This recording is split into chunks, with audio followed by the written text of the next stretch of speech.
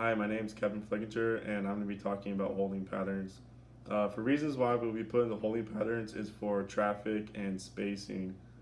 This is if there's too much traffic coming into an airport at one time, they might put us in a holding pattern just so they can get us in one at a time.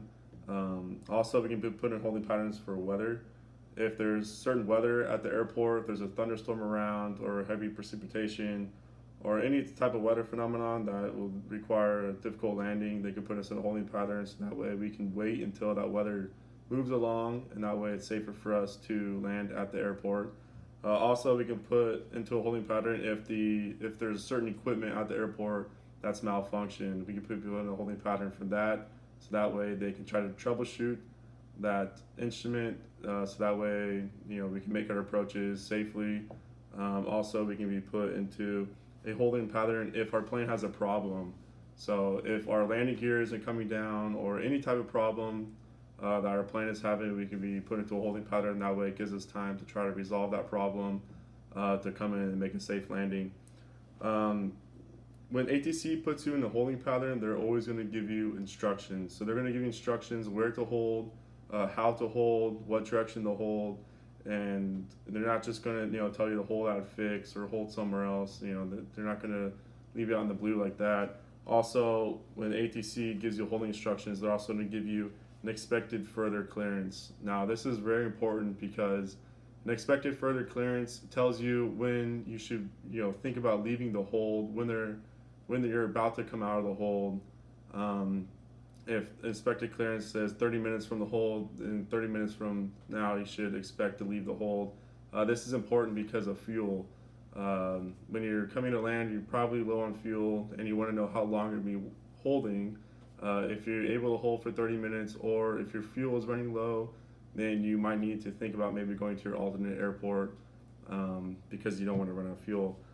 ATC will want to know when you're established into the hold. So when you get to the hold, you do either a parallel, teardrop, or a direct into the hold and hit back on that fix. You're currently established on the hold. ATC will like to know when you're on the hold.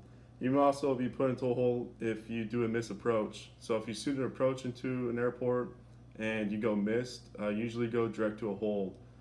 This is a reason because there's probably traffic behind you, or there's traffic maybe around the airport that's coming into land. So you either go to the hold and hold there until the traffic's clear. That way they can give you another chance to come back to the airport and to shoot another approach. Altitudes and speeds for holds. So holding patterns from up to 6,000 feet, you can fly 200 knots indicated airspeed. From 6,001 feet up to 14,000 feet, you can fly 230 knots indicated airspeed. And from 14,001 feet up to unlimited is 265 knots indicated airspeed. The recommending holds, like I said before, ATC will tell you how to hold and the holding pattern instructions. But there's also standard holding patterns. Standard holding patterns is always right-hand turns. When you make your right-hand turn, you're always going to be flying 1 minute legs. And to complete an entire holding pattern, it usually takes about 4 minutes. Now, the different types of entries into a holding pattern, you have the direct entry, the parallel entry, and you also have the teardrop entry. So here I'm going to demonstrate a little bit about those entries. So here we have our holding pattern. Here is our initial fixed point. We have our inbound leg going to our fixed point and our outbound leg. Our inbound leg is 180 degrees, our outbound leg is 360 degrees. So if you're flying anywhere over here, you can do a direct entry to that fix and go direct into the hold. If you are coming from here on this opposite side, heading to the fix, you will want to do a parallel entry. So you want to hit the fix and fly either on 360 heading or the 180 radial for 1 minute. And then after your 1 minute, you're going to want to turn inbound and come back to the 180 radial. The reason why you want to turn inbound is because the holding pattern is protective airspace. You don't want to turn on the outside to unprotected airspace, obviously for traffic reasons. If you're coming up from here, entering the fix, you're going to want to do a teardrop hold. So usually you come down, hit the fix. Usually what I do is subtract 30 degrees from my outbound leg.